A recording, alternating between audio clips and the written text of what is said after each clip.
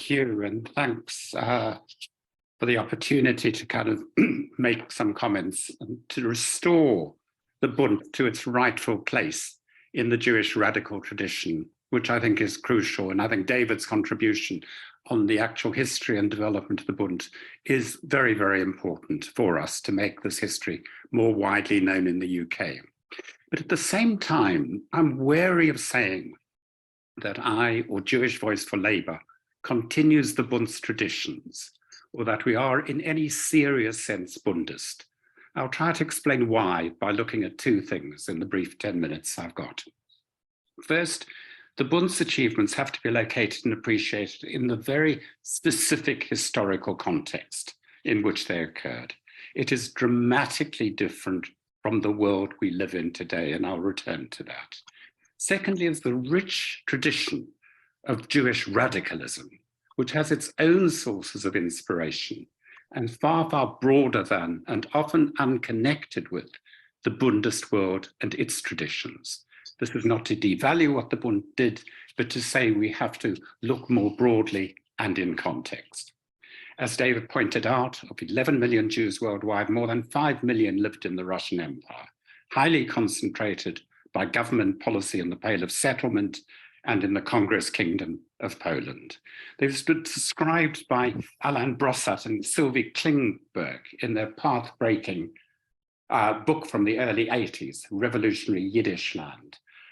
They were described as a wretched, overexploited populace, several million strong, concentrated and very homogeneous in terms of its conditions of existence, its traditions and cultural references, its language, etc. It was also at the heart of the vast wave of industrialization, which swept over the Tsarist Empire from the 1880s, thereabouts onwards, tearing apart traditional Jewish communities and settled social relationships. It was a complete social world in which the overwhelming majority could be called proletarian and came to see themselves as such. In this book, Brossat and Klingberg set out to recuperate something of the fighting spirit of that past world, interviewing survivors in 81, 82, who had been active in every kind of revolutionary organization. Some were active in Jewish organizations, the Bund, Poale Zion in particular. Others were communists, socialists, Trotskyists, whatever. They all shared a belief, and I think this is absolutely crucial to understand, with all the splits between reformists and revolutionaries and so on. There was a generalized belief that another world was possible. In the words of the Internationale, that the earth shall rise on new foundations. We have been naught, we shall be all.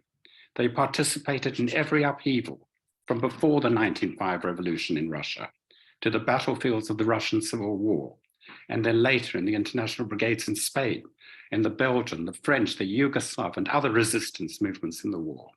Pierre Vidal-Naquet has written, the Judaism of Eastern Europe really did serve as the blood bank of the proletarian revolutionary movements. And the Bund, of course, was an integral part of this vast movement. But we must also remember the choices made. In what became the Soviet Union, the Bund's choice was largely to dissolve itself into the broader communist movement. That is to say, to choose to fight for Jewish liberation in the broader struggle without putting Jewish self-organization as the raison d'etre for its existence. In Poland, things developed very differently. Here, the Bund continued and was to thrive because of factors related to the structure of the Jewish population and the peculiarities of Polish history. A relatively highly concentrated, socially homogeneous, Yiddish-speaking, largely self-enclosed Jewish world, of sufficient weight to act as a national minority and to impose itself and resist the rampant anti-Semitism which existed there, sometimes working with the Polish Socialist Party against the increasingly fascist-inclined national government. At one level, I think you can say that the Bund was essentially a self-defense organization. It had its own highly developed militias to oppose anti-Semitism. Its success in doing this was an important part of its strength, popularity, and ability to survive as an autonomous party and to develop the values we've heard about this evening. The argument between the Bundists and communists and others was not about organizing among Jews to further the interests of the socialist transformation, nor even about using Yiddish but to what extent it was necessary and or desirable to organize in autonomous Jewish organizations to do this. The Bundists made their choices, increasingly emphasizing cultural, educational, trade union, and organizational autonomy in the circumstances of their times, where if they did not provide for themselves, there would be no provision. There was, it also has to be acknowledged at times, a certain proprietorial air to the Bund, trying to keep Jewish workers within its fold, demanding, for instance, that all unions should have a separate Jewish affiliate, even where their members worked in a far more ethnically integrated workplace. As our chair Nera put it in the 1987 essay she referred to, whereas the Bund began by arguing the socialist cause to the Jewish masses, it eventually came to argue the Jewish cause to the socialist movement. What is relevant about these disputes today? Jack Jacobs, whom David mentioned, a preeminent historian of the Bund, has talked to the Bund as having, quote, a program that can be respected and replicated today, promoting a diaspora-oriented perspective as a nationally conscious group that is not nationalist, but rather Jewish and secular. I'm not even sure what that means today. The Jewish world has been overwhelmingly transformed in our lifetimes by at least three crucial developments. Obviously, the Holocaust, which physically liquidated the world of the Yiddishland. That is the arena in which the Bund was able to develop. Secondly, the social structure of Jewish communities has changed dramatically. Jews have been remarkably socially mobile and have become well integrated into the upper echelons of so many countries of which they're citizens. They're not overwhelmingly proletarian, and they are not generally oppressed as they once were as Jews. And thirdly, coupled with all this, the existence and consolidation of the State of Israel from 48, but particularly from 67, which transformed Jewish identity in the US and elsewhere.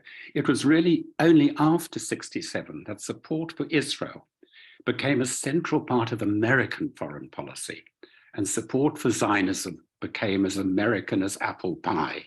You could assimilate and be a loyal American by supporting Israel, and not just in the US, but in Britain and elsewhere. There was the problem of dual loyalty had been abolished by the West's adoption of Israel as its proxy, if you like, in the Middle East. I think that solution is in a state of advanced decay, particularly in the US, where a younger generation of Jews is most self-evidently not at home with Israel.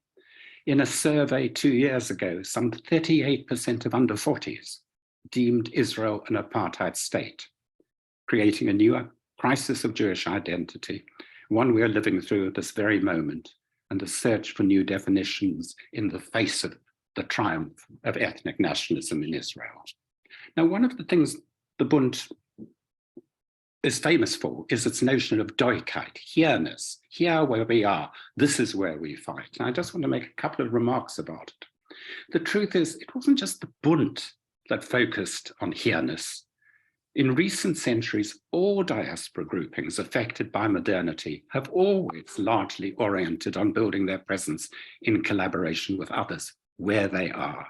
The diaspora has been about Deutlichkeit, here-ness, living in the here and now. And Jews were rightly sensitive about accusations of dual loyalty. The West's alliance with Zionism allowed a new form of here-ness to develop. You could be here by also being there. You didn't actually have to go there, but you could be a loyal American or British or other citizen and love Israel. And Israel could appear to be the focus of your national identity while being a citizen of another country. This position, I think, is just becoming untenable, fragmenting rapidly in the States. Israel, if you like, has the dubious distinction of having invented a new form of Deutlichkeit, with a state and an army at its command. Here-ness has come to mean exclusion, discrimination, ethno-nationalism, the negation of its original meaning. So I want to return briefly to my second theme. I'll try and be as quick as I can. The rich try and summarize, because the time is diasporic radical tradition, the American civil rights movement, the campaign against apartheid in South Africa, in the Spanish Civil War, in Argentina against the junta, in the students and workers upheavals of '68. In all of these, just a few stats and random from the States, about a third to a half of committed New Left activists in the 60s were Jewish. 1 in 4 Jewish students were on the left, compared to 1 in 25 Protestant and 1 in 50 Catholic students. Jews made up 2/3 of the Freedom Riders, the white Freedom Riders, who went south in 61. In 64, they represented a half to 2/3 of the volunteers who went to Mississippi to register Black voters. I could go on, but I'll leave it there. It's interesting, though, that in the memoirs and interviews with these activists, they seldom mention their Jewishness as particularly important, and many of them did not know that other members they were working with were Jewish. How come? Convincing explanations for this Jewish preponderance among activists are not easy to come by. Higher proportion of Jews involved, but not enough to explain it. A lot of Jews, particularly in the States, came from left-wing, often communist families, red diaper babies, as they've been called. There's also, and this is highly relevant for Bundism, the issue of Jewish cultural values. It's a vexed one. As Michael Walzer has shown at length, there is little in the Jewish tradition, in the biblical texts, to justify radical activism without a lot of creative reinterpretation. That is, as a result of people wanting to find justification for values that they have already come to hold, you can search and find things in the texts, but they don't emerge easily and naturally from the texts. Far more plausible, and this is where the note on which I will end, by way of explanation, is the experience of Yiddishland before World War II and its dispersion, broadly understood in the words of Brossart and Klingberg. Yiddishland is a social and cultural space, a linguistic and religious world, rather than a territory in the strict sense. It had no frontiers. Out of it came the solidarity of a shared experience of fighting oppression, anti-Semitism, economic exploitation, the Holocaust and a visceral anti-racist response to it, the experience of exile and asylum, which runs deep to this day, and the generalized belief born out of the experience of trauma, dislocation, but also of a broader cosmopolitan perspective, that one had to make something of this world, not just take one's place in it for granted. Some of this lives on in memory today, certainly among us and people like us, and in wider liberal Jewish circles. But the social and economic structures that gave rise to it are gone, and it is not clear what, if anything, can replace them to sustain an ongoing Jewish radicalism. We must develop that radicalism. We must draw on the sources of inspiration from it. And Bundism is an important one, but I do not think we can directly learn lessons that we can apply in our struggles today. Thanks very much.